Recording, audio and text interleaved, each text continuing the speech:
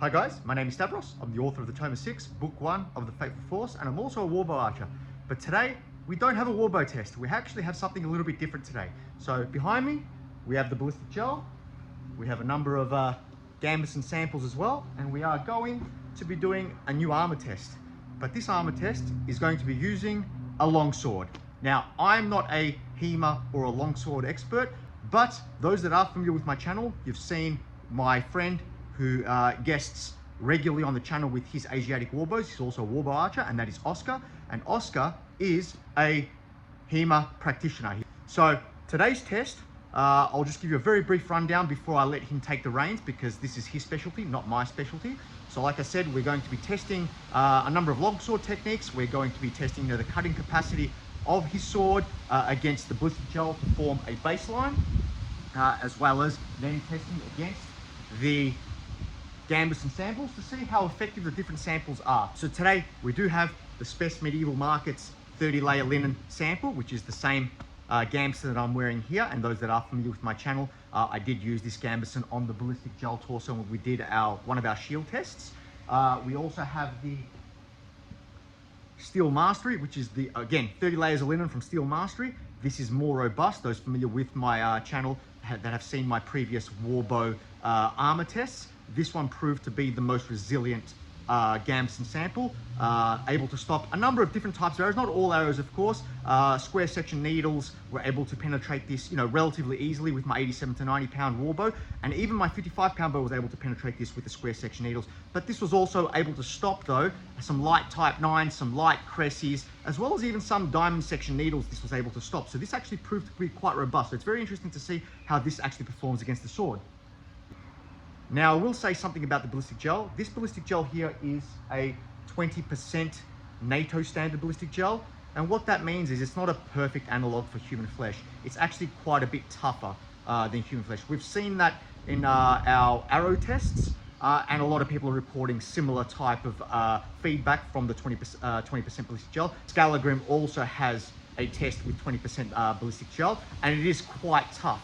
But what it does do for us though, is it provides us a very consistent medium. And what that means is it doesn't matter where we hit it, it's always going to be consistent in its resistiveness.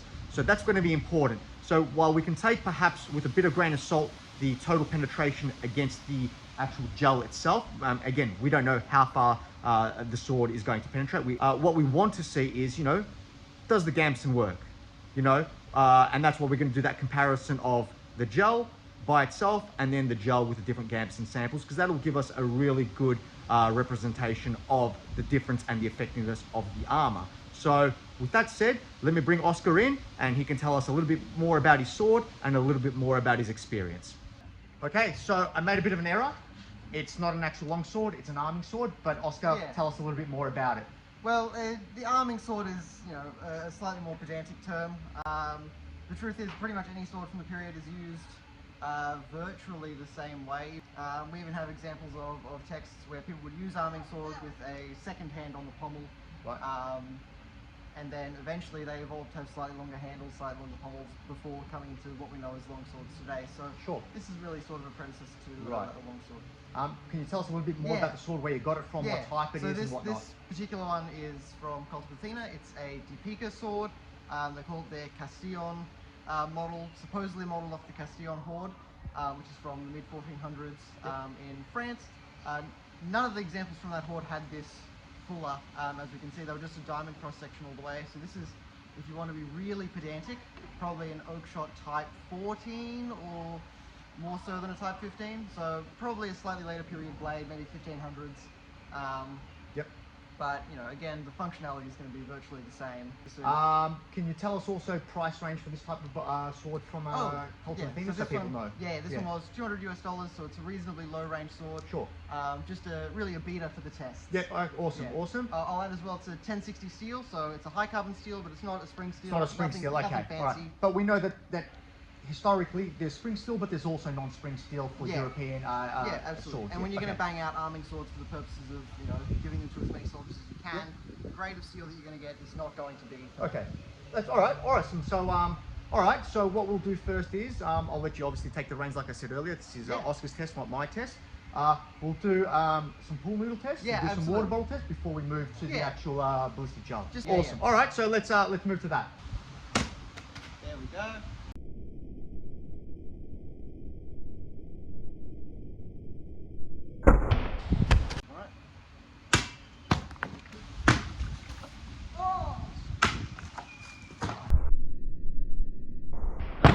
And two reasonably nice clean gouges off either side.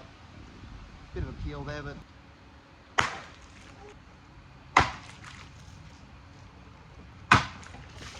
Nice.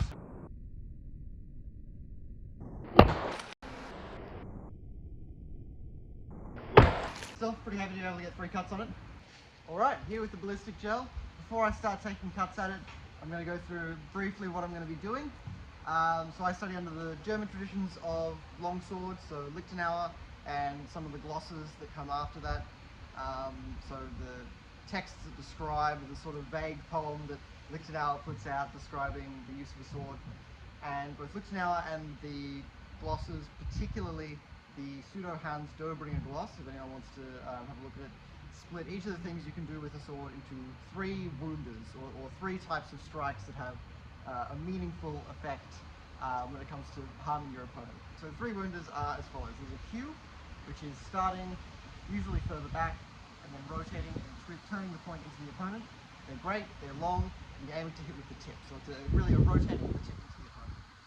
The second one is the Schnitt, or the cut, and that is this sort of linear, more of a linear driving of the edge into the opponent. So this is really when I'm too close to be able to get the hue and the point all the way in. I can drive the edge and still stay as long as I can. And then the third one that I think a lot of us are familiar with is the thrust. The thrust is just this driving in, or after landing the hue, stepping in to follow up with the thrust. Those are the 3 that I'm going to be trying. So I'm going to start with the cue. And we can see it's actually, the tip is actually, like you said, for that hue, Yeah. it's actually cutting into the flesh, or into the ballistic gel in this case, and going in. Now I've marked it Yeah. so we can actually take it out. We'll do. So we're at 60 millimeters. What I'll do as well is, I'll, because we showed it on the camera as well, the actual slicing component, so you cue it Yeah. into it, 35 millimeters roughly. So cutting and then the depth as well. So we've got 2 Yeah. dimensions. So we can see it's actually opening up the throat and getting stuck in, much like Yep. before. So So I'll take take that out and we can measure that. You can see on this one here, we've got millimeters. We've got 67 millimeters of penetration. We're looking at the length of the gouge being about 1.6 inches, about 40 millimeters in the gouge. Yeah. So I'm going to do the Schnitt, the cut, the driving of the edge in. I'm going to be a little bit closer. All right, I wasn't expecting that. wow, I wasn't expecting that either. That's a big cut. To me, that just felt like it just bounced off. No, that's gone in. Again, it just feels like I bounced, but I can see this time. Wow. There has been a second It is. gouge, although it doesn't seem to be as deep as the original. No, but still, it's a pretty long gouge. It's about 120 mil in length, and it's going in. It's not perfect this because It's got a bit of a gap. because it's got a bit of a Oh, gap. we can just yeah. throw like 5 mil onto whatever you measure Yeah, that way. correct. Well, I think that's what we'll have to do. So we'll throw 5 mil on top, roughly. So we're looking about 10 mils deep. For this gouge here, That one is even that's deeper. much more. That's about 10 mil plus the half, so 15 millimeters All right. deep in. So that one's definitely, looks Wow. looks All right. dangerous. All right. As much as I can. Let's see. Oh, I landed very close to that last one, But still, but this one again much deeper. much deeper, huh? Yeah. Gouge itself is probably about 90 mils, we'll say. Yeah. 90 mil gouge and going 15-20 millimeters deep. Yeah. in. All right, there we go. 90 millimeters of penetration. I'll give that a look so you can see. And now I'm going to try just a thrust of a net full extension, and I'm walking it in.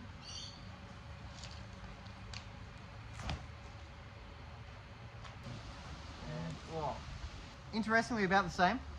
At, I'll show the mark, 85, maybe 86 millimeters. go ahead and measure that one up. We're at 67 millimeters. That's that higher up mark there.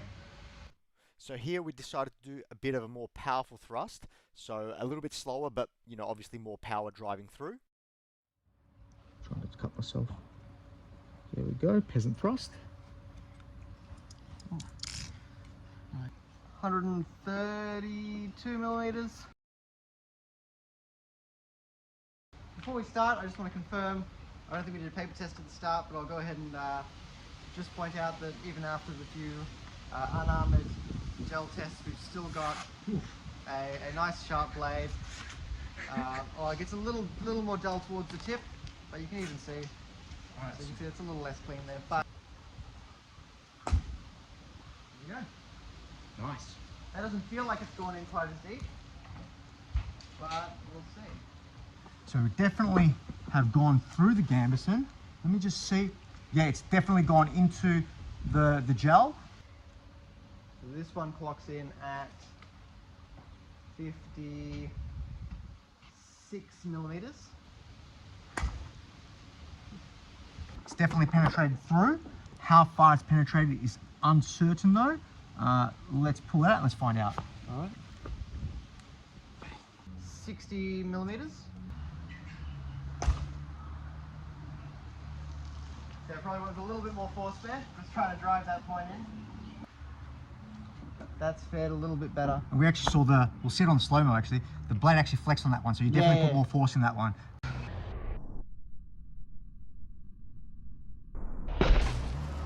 So let's see how much of a difference that makes. We're about 10 mil further in at 70, yeah, called 70 mil.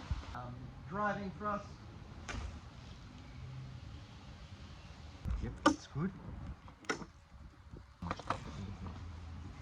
So we've got our mark just there. About 78 millimeters that time. Okay, definitely gone through again. 111 millimeters. See. So we'll mark that off there. And on that one we've got 75 millimeters. See? You can vaguely see the line where it's landed coming down through here, but you can't see. No, it's not cutting. Let's try that again. Yeah, let's try again. Yeah. See what happens. Just one or two layers. Yes. Very vaguely, but Yeah, you can not, see the line, but it's not. there's not big depth to it. Haven't been cut through. I mean, you can see on the tape actually, you've definitely cut across this line here. So that's the line you've cut across. Doesn't look like it's going through the Gambeson. It's actually these slashes. The Gambeson's actually being proof against the slashes, but against the point thrusts and the hue, they're definitely going through. We know definitely against the gel on its own, we were cutting in. Absolutely. When the Gambeson's on it though, You got to use the point. we're going to put the Steel Mastery Gambeson on it now, which we know is a more robust Gambeson, but definitely against the cutting techniques, not the hue, but the actual in the middle of the blade. Definitely the Gambeson is protecting. It's not cutting through it. It might be causing a couple cuts on it, but it's definitely not going through the layers. Yeah. So let's try the Steel Mastery. Let's see how we go. Wow. There we go. Hasn't gone as far in. No, hasn't gone as far in, has it? I mean, we know the Steel Mastery against the arrows at the same thing was. I'm just gonna don't move it yet, Oscar. I just want to see if it's gone through. I think it has. I think it has. Let me. You know what? No, it hasn't. Hasn't gone through. Nope. Can we bring the camera around this side, Mars? Can we bring this side? Look at this.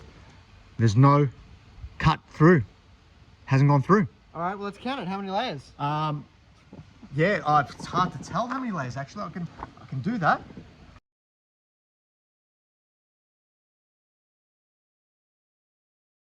5, 6, 7 layers. So 23. But this is actually interesting. This is 10.5 millimeters versus I think 7 millimeters. It's about 7 millimeters on the Spes Medieval. The Spes Medieval, if I'm not mistaken, actually simulates about 21, 22 layers of this. And we're getting just and we're getting through 23 of this. So if the Spes Medieval just had one more layer on it, it may have stopped it. Maybe, I don't know. But that's That's interesting. Let's do that again. Let's see if we can replicate that. Again. I can actually feel the tip. I'm putting my finger around the back. I reckon it's probably 2 or 3 layers from going through. It's very hard for me to gauge because I can't put my fingers in through the Gambeson. But I'm definitely, like, I'm pushing on, you can see I'm pushing on his tip without cutting myself. Yeah. So yeah, and it just fell out. Let's do another one. Yeah.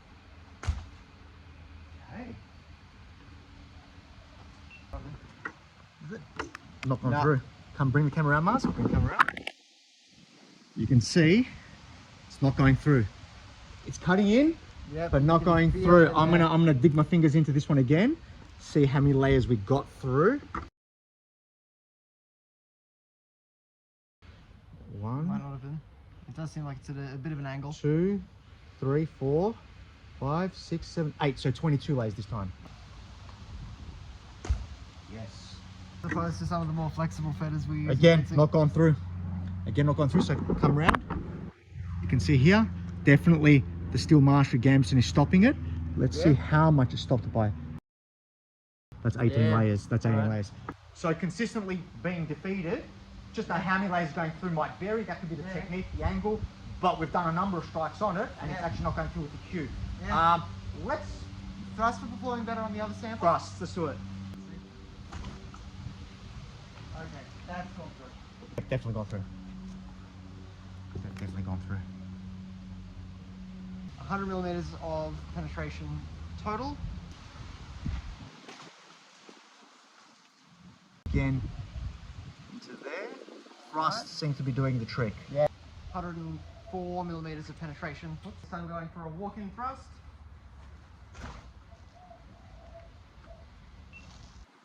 Ooh. What do you reckon? It does. I reckon it has, but not that much. That's gone in. It's gone in. Yeah. That's gone in. Let me just mark it properly. Definitely gone in.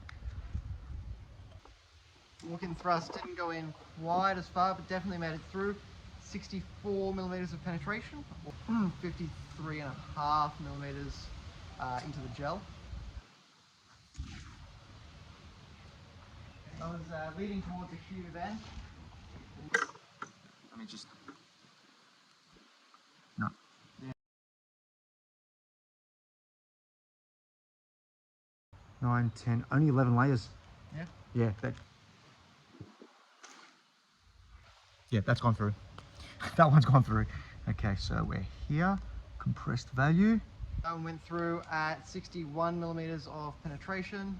But really, I'm just going to try this sort of big peasanty Hulk swing at it. I don't think it's going to go through, but it'll be a good point to prove. I'll stand sort of here so I can really get into it, and I'm just going to hit it as hard as I can.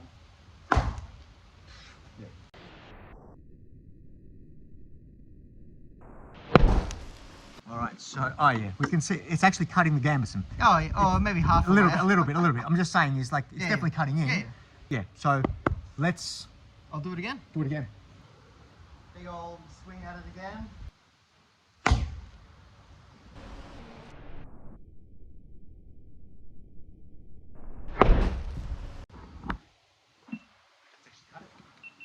Again, maybe one layer. Definitely cutting into that it. One there. That was the first one. That was the first one. This is the second one. Okay, let me see. I'm gonna put my hand in. Oh yeah. It's a cleaner cut. It's a cleaner cut, but definitely going through the first layer. Maybe cutting into the second layer. Yeah, it is cutting into the second layer, only just. It's not going past that. So what we decided to do here is obviously revisit the gel. Now that Oscar's got more confidence in actually, cutting into the gel that he did earlier, was a bit more tentative. He's doing some, some power cuts now without the Gambeson, and this really, really does highlight how good the Gambeson actually is, against these types of cuts and these types of hacks. Here he's going to do a draw cut.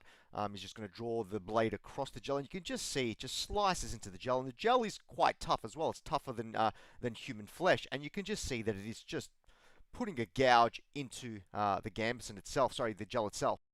And this one, just like the one before, he's going to do some, power thrusts. He's gotten a bit more confident, so, we don't have a real comparison against the gel with these kind of real big thrusts, but nonetheless, it's good to see, what he can do. quite well. 152 millimeters of penetration.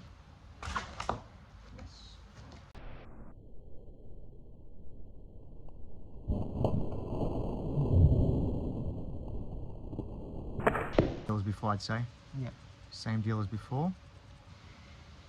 171 millimeters. Okay, so that was definitely very interesting. Yeah. We definitely are seeing, obviously, the Gambeson matters. Yeah. We'll go back to the data as well, and we'll look at the difference between the, just the gel strikes and then the two different Gambesons. Yep. But we're definitely on, cursory observation. We're seeing again same thing again. The Steel Mastery Gambeson is doing better than the Spes Medieval Yes, Gambeson. leagues better. We were seeing actually both against the big slashers. Yep. Where the Gambeson actually works. The Yep. Gambeson, we can see it's armor. Without the Gambeson, we're cutting into the gel and creating large. Surprisingly impressive Yeah. gouges all across. Correct. Yeah, big gouges Yeah, actually. And if that was real human flesh and not the 20% Yeah. ballistic gel, that would be completely debilitating. Even more devastating. Yeah, Absolutely. far more devastating. But we can see that it's not even going through the Gambeson, so it's actually saving either massive debilitating wounds or potentially even mortal wounds on the slashers. The Hue was able to defeat the Spes Medieval market. I think it was going less than just the gel itself. Again, it's doing something.